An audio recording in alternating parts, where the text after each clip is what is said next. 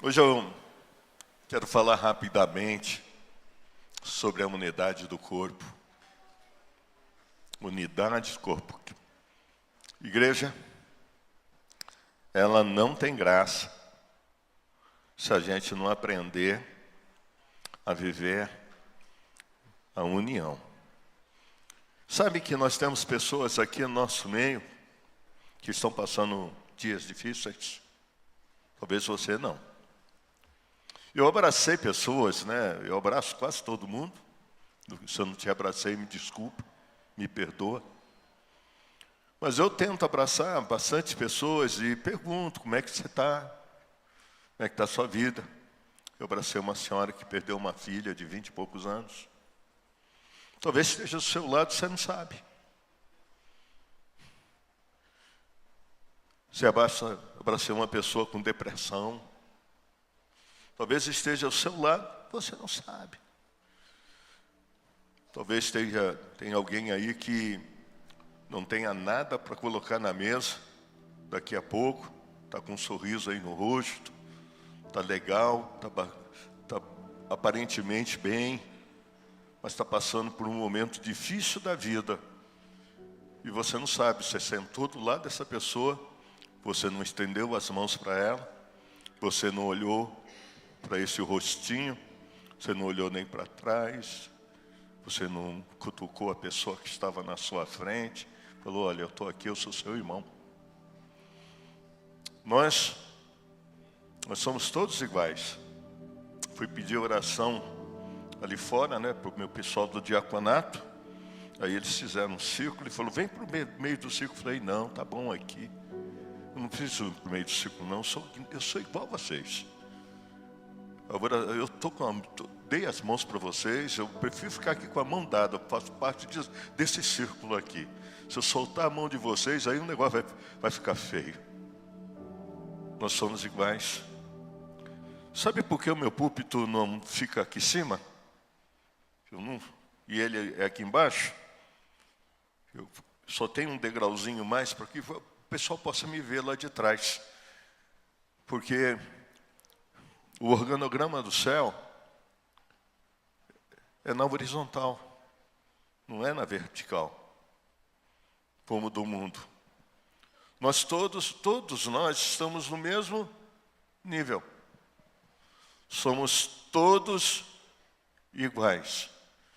Ninguém é maior do que ninguém aqui. Ninguém é maior. Tem o respeito pastoral, tem o respeito apostólico, tem o respeito de paternidade. Mas se nós olharmos, eu preciso do seu abraço, assim como você precisa do meu. Eu preciso do seu sorriso, como você precisa do meu. Eu preciso de você. Eu necessito de você, como eu tenho certeza que você também precisa de mim.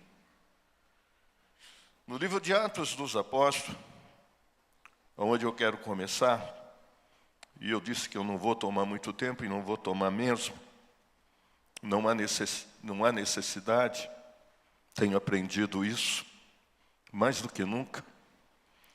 No livro de Atos dos Apóstolos 2, no verso 42, diz assim, Atos 2, 42 diz assim, eles se dedicavam ao ensino dos apóstolos, à comunhão, a partir do pão e à oração. A comunhão, ao partir do pão, é o que nós vamos fazer hoje. Isso aqui lembra muito da ceia, sabe? Parece que eles ceiavam todos os dias, todos os cultos. Eles se encontravam para ceiar, eles se encontravam para se amar. Eles se encontravam para olhar nos olhos uns dos outros. Ei, Pedro, como você está? Eu estou bem, Tito. Eu estou bem. André, como que você passou a sua semana? Passei bem, sabe? Uma dorzinha aqui nas costas. Aí eu acho que João falava assim, André, isso é da idade. A unidade é participar. Feliz em ver vocês, viu? Vocês consertaram o meu divã. Obrigado. No mesmo dia. Vocês são demais. Muito obrigado, meus filhos. Olha, se vocês precisarem consertar sofá, eles não consertam, eles fabricam. Eles fabricam, fiquem bem. Fazem qualquer tipo de móvel, viu? Estofado, são os melhores. São mesmo, não é que eu estou jogando confete. São os melhores. Veja bem, viver na unidade é viver uma comunhão sincera, uma comunhão verdadeira, uma comunhão sem interesse. Eu cuido de você e você cuida de mim. Isso é igreja. Não existe igreja sem isso. Nós vamos orar juntos. A oração, eu oro por você e você ora por mim. Nós vamos meditar juntos. Todos nós vamos prestar atenção na palavra. Vamos comer da palavra de Deus. Depois vamos meditar juntos essa palavra. Isso aqui é um plano, um propósito. Pastor Derli, uma hora dessa ele vai falar para vocês, que é o nosso grupo em comunhão, nossa casa, nossa célula. Isso aí tem que começar rápido. Nós vamos divulgar esse amor, essa coisa boa. Você vai abrir sua casa para que a gente possa propagar essa igreja que nós somos aqui, que pouca gente conhece. Uma igreja família que ama e que respeita um ao outro. Eu queria que você falasse assim para o seu irmão, mas fala para o teu irmão. Seu marido você fala em casa. Sua mulher você fala em casa. Você também. Vocês dois aí. Vocês dois também. Estou me olhando. Fala assim para o seu irmão, que você ainda não falou hoje. Ei, quero te conhecer mais.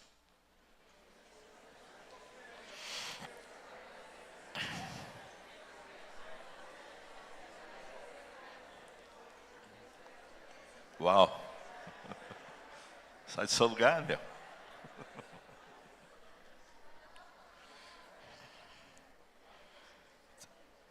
Não sei se você já tinha prestado atenção nesse verso.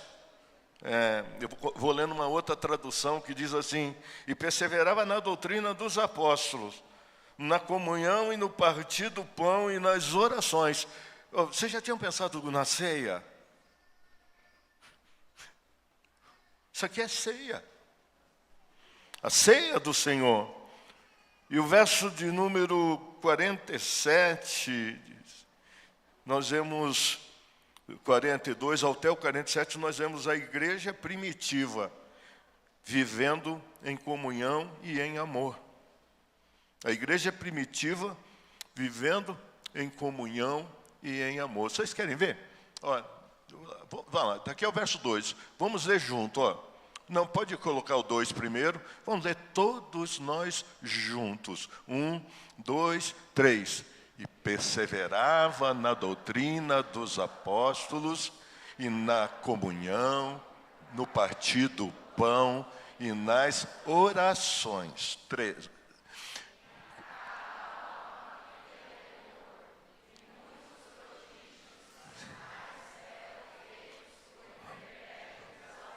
Bom, vamos ver de novo. Parece que deu uma desafinada. Eu não gosto de nada desafinado. 1, 2, 3. E em cada alma havia temor, e muitos prodígios e sinais eram feitos por intermédio dos apóstolos. 44.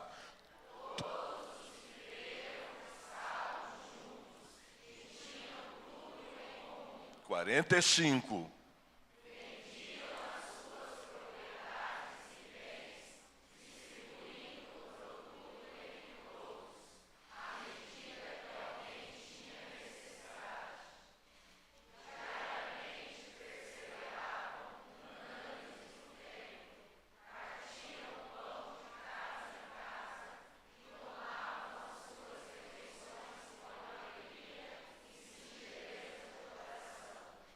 47.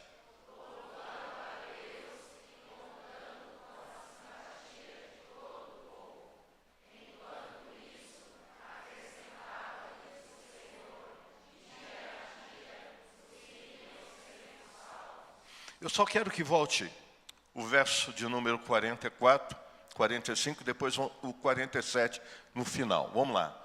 Todos que creram estavam juntos e tinham tudo em quê? Eram diferentes? Tinha algum rico? Tinha algum maior? Eram todos iguais? Sim ou não? Tinha algum superior aqui? Eles tinham tudo, hein? Ok, essa é a primeira coisa que eu quero. Isso aqui, mas isso aqui, todos se respeitavam. Para viver em comum, acordo, todos têm que se respeitar. E respeitar muito. Agora, o 45 me chama a atenção. Vendiam as suas propriedades e bens, distribuindo o produto entre todos, à medida que alguém tinha necessidade. Esse verso aqui fica meio assim, não, eu não vou vender minha casa, eu não vou vender o meu bem, eu não vou vender minha posse, mas não é para você vender. Esse verso aqui é para você entender, para você compreender que você precisa fazer o seu sacrifício pelo seu irmão. É isso. E que sacrifício nós fazemos hoje pelo nosso irmão? Se a gente nem sabe o nome dele, se a gente nem sabe as necessidades dele, que sacrifício você faz pelo seu irmão?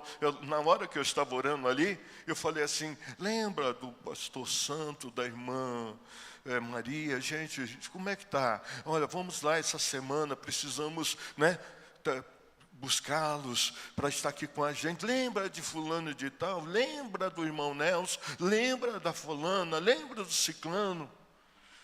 Você só lembra de quem você conhece. Se você não conhecer, você não vai lembrar. Não é, Manu? Eu passei aí atrás, olhei o seu pai e falei, cadê Manu? Agora eu olhei aí, vi o seu pai e falei, Manu está ali. Que coisa interessante. Você não conhece, eu vi o Carlos, e fui lá no Carlos, ô Carlos, e aí, como é que você está? Eu estou bem, Carlão. Mas você, se eu não conhecesse o Carlos, eu não sabia o que ele passou. E talvez eu estou falando aqui alguns nomes, você nem sabe quem é. Aí você fala assim, mas o senhor tem obrigação de saber. Aí eu falo, eu não. Quem tem obrigação de saber é você. Eu sou pastor. Você que é ovelha. E quem gera ovelha é ovelha. Quem cobre ovelha é ovelha.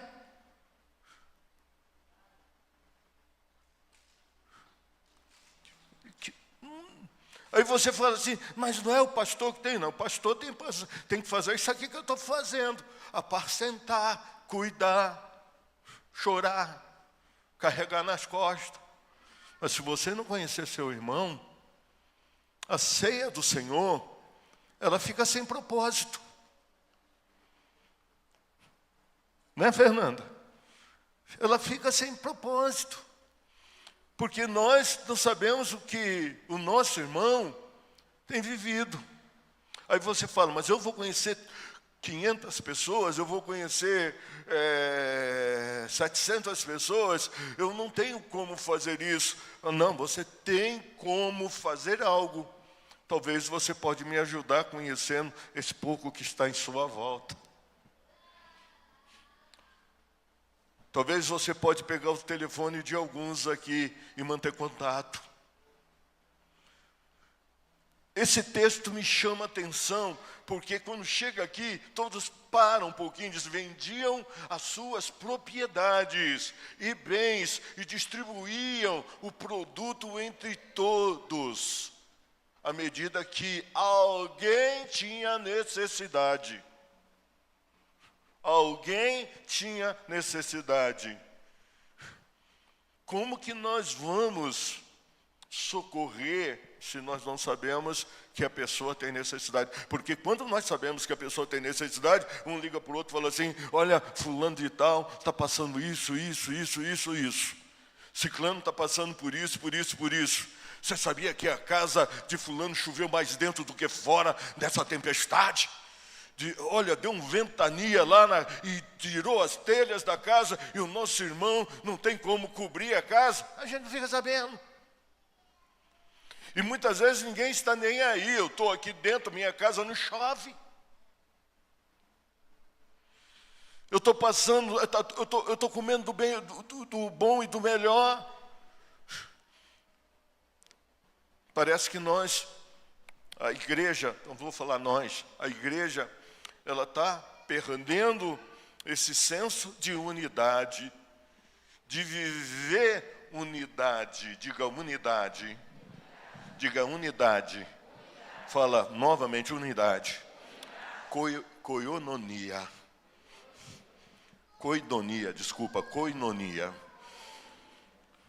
Sabe, Deus possa despertar novamente, viver a koinonia. Viver uma vida em união verdadeira. Vou dar um tempo para você conhecer pelo menos 3, 4 pessoas aí ao seu lado. Você conhece quem está atrás de você? Levanta.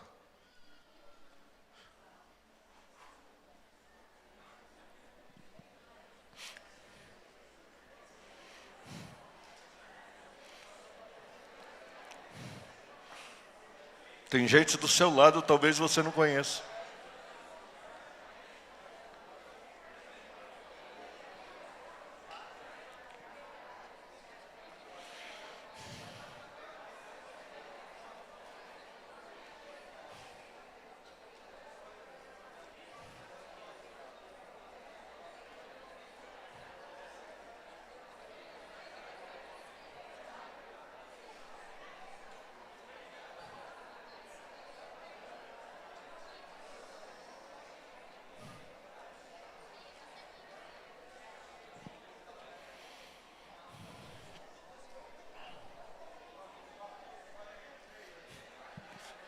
Você conhece todo mundo?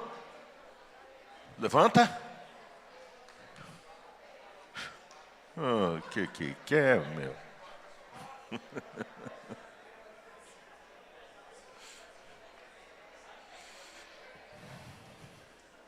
Muito bem. Foi apenas um exercício para a gente poder entender o que é uma igreja de verdade e como viver uma igreja. Igreja, diga, igreja não é auditório. Igreja não é auditório. Igreja somos nós, unidos, vivendo juntos, cuidando um do outro. Isso sim é igreja. Ok? Agora, por favor, saia daí onde vocês estão e vão lá para 1 Coríntios. 1 Coríntios, estava com o pastor Luiz há pouco, e eu estava falando exatamente sobre esse verso com ele. 1 Coríntios 12,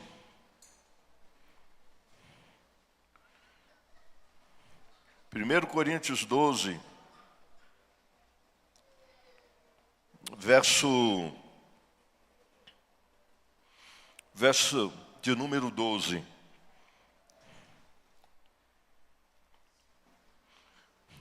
Porque assim como o corpo é, e tem muitos membros, e todos os membros, sendo muitos, constituem-se um só corpo.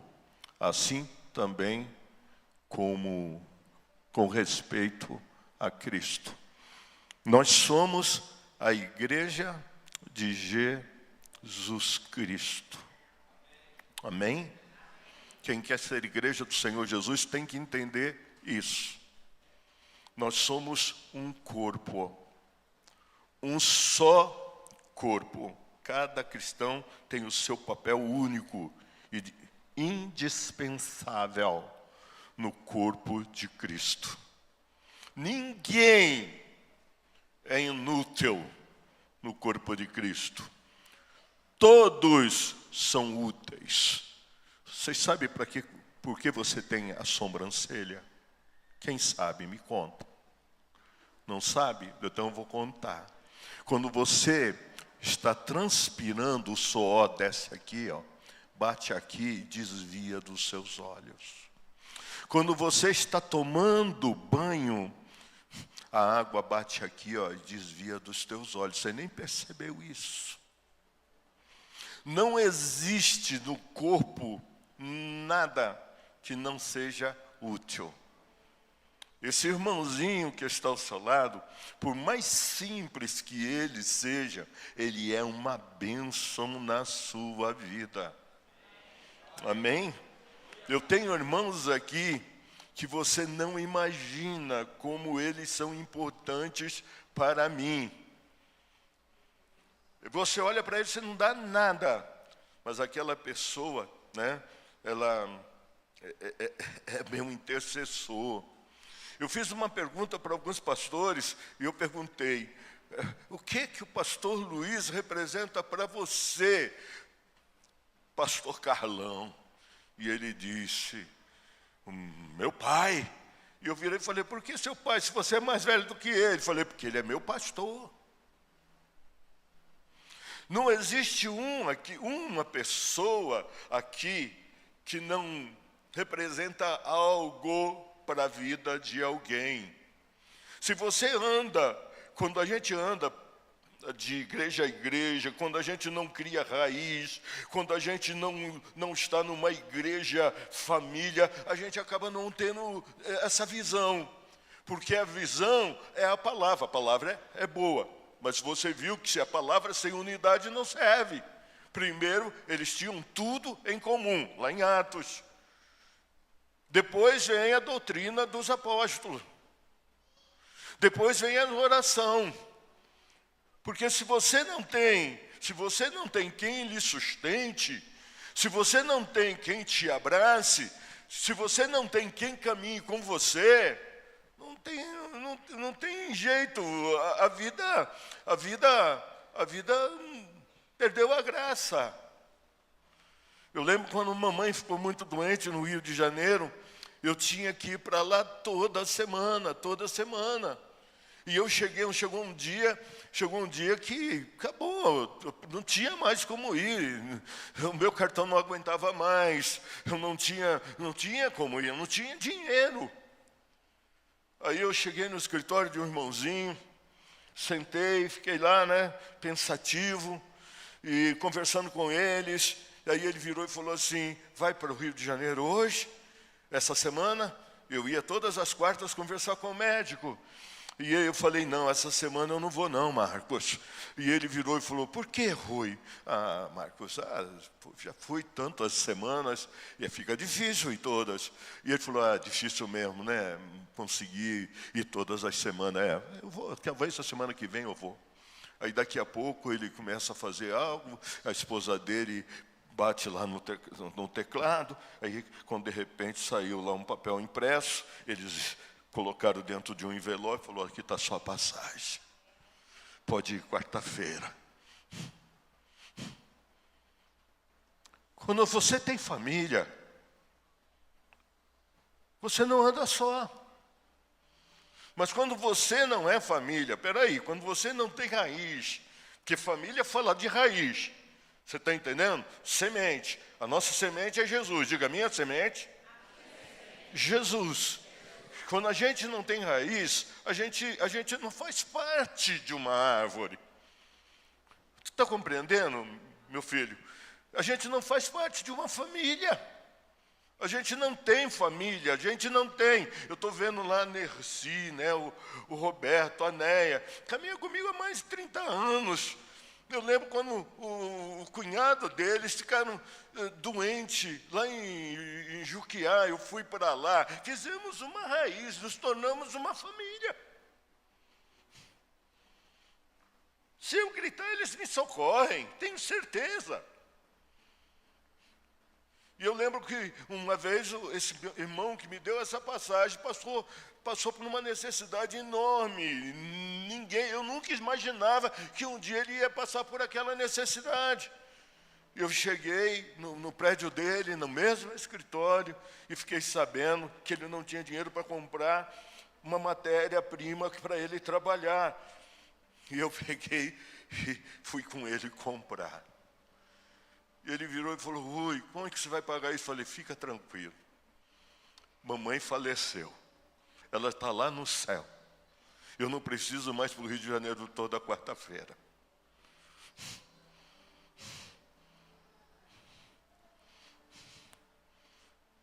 Fala para o teu irmão: seja grato aos gratos.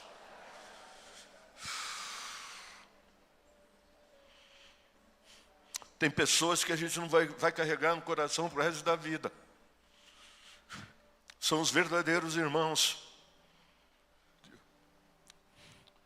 Fala para a pessoa que está ao seu lado: seja um verdadeiro irmão.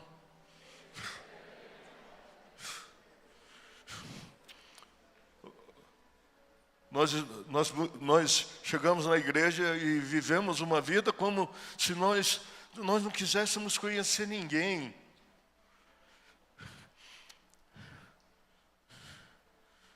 Eu lembro quando um casal que está aqui precisava construir uma casinha, nós fomos lá e levantamos a casinha.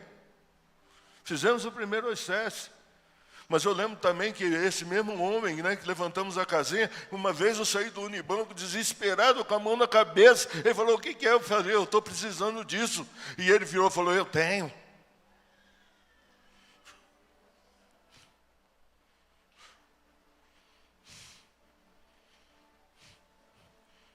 Sabe, quando nós vivemos simplesmente igreja, nós nos tornamos igrejeiros. Mas quando nós vivemos família, nós nos tornamos corpo de Cristo. Compreendeu isso ou não? Corpo de Cristo. Nós somos uma família. Eu não vivo para o meu interesse, eu vivo para o interesse do corpo. Diga para a pessoa que está ao seu lado: corpo de Cristo. Viver família. Uau! Vocês estão compreendendo isso? Sabe, eu tenho saudade, sabe, daquela época a gente ia fazer concreto na casa dos irmãos. Essa menina faleceu. Ela chegou uma vez aqui, ela era simplesinha. Algumas pessoas vão lembrar dela, esqueço o nome. Rosa. Chegou e falou assim: meu quintal está cheio de limbo, pastor. Rosa. Tá feio. Eu falei: o que você quer? Eu quero cimentar meu quintal. Eu falei: tá bom, o que precisa? Tudo. Eu virei e falei: tá bom, nós vamos dar um jeito nisso. Essa é a igreja que eu amo. Eu virei e falei: vamos cimentar, vamos concretar o quintal da Rosa. Lembra disso, Soninho? Lembra, Silvaninho? Vamos, quem estava lá concretando o quintal da Rosa? Olha lá, lembra disso, filho? Nós viramos falando assim: vamos lá concretar o quintal da Rosa. Nós fomos lá para só jogar um cimentinho. Fizemos o quintal inteiro, fizemos o corredor, pintamos a casa, fizemos a frente. Os vizinhos olhavam para aquilo e falavam assim: o que está acontecendo? Que revolução é essa? Aí um comentava para o outro: são os irmãos da Rosa que estão aí.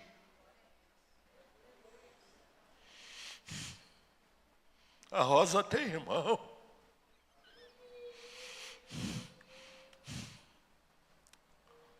Compreende, Marcos?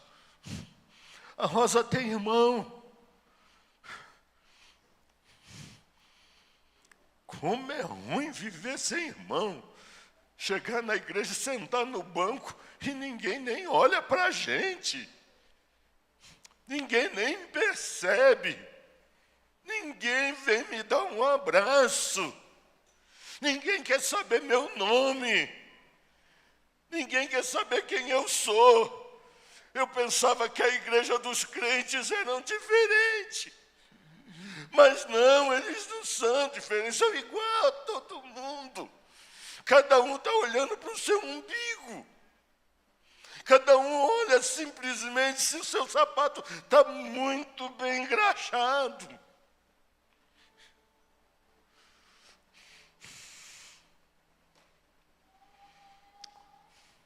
Está na hora disso mudar. Amém? Amém. E como nós vamos fazer isso mudar? Como que nós vamos fazer isso mudar, gente do céu?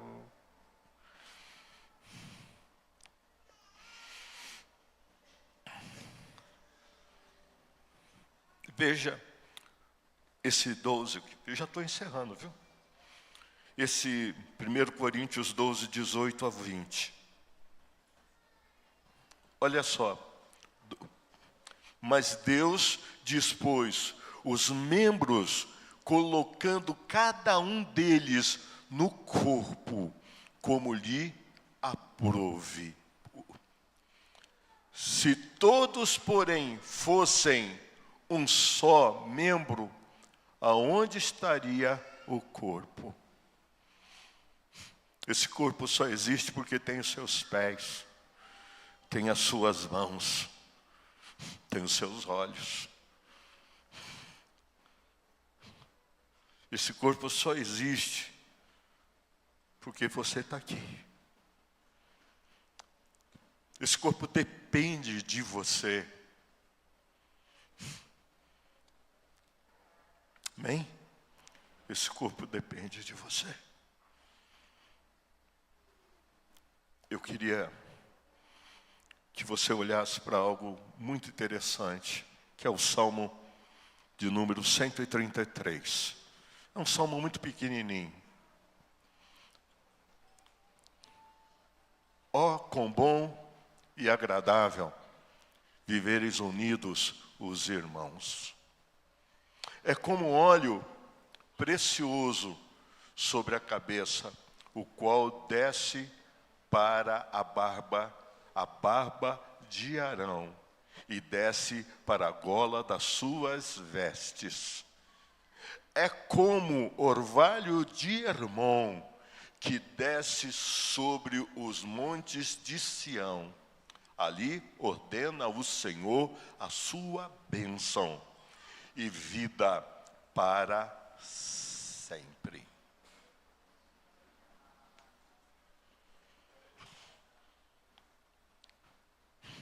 Põe a mão na sua cabeça. Diga assim: o óleo desce sobre a minha vida. Amém? Diga: o óleo que desce sobre a minha vida vai para todo o meu corpo. Preciso explicar? Preciso? Diga: o óleo que desce sobre a minha vida também desce sobre a vida do meu irmão. Agora diga: se o óleo descer sobre a minha vida e eu tocar no meu irmão, a bênção é maior.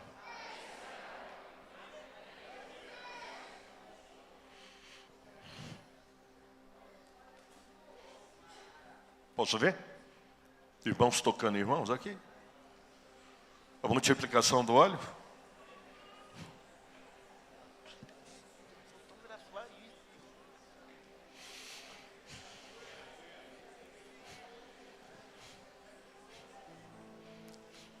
Vocês estão entendendo ou não? A dimensão desse negócio? Diga assim: se eu vier para a igreja e tiver óleo sobre a minha cabeça, já é bênção. Mas se eu vier para a igreja e o óleo do meu irmão estiver em mim, é bênção dobrada.